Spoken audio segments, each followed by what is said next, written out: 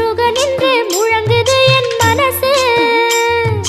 கடலை போல உன் கருணை பெருசு.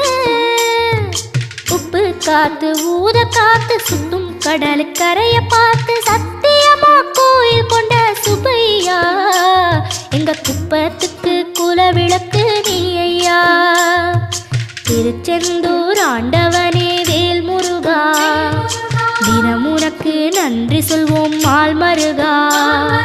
திருவடியில் தவம் இருப்போம் திருமுருகா.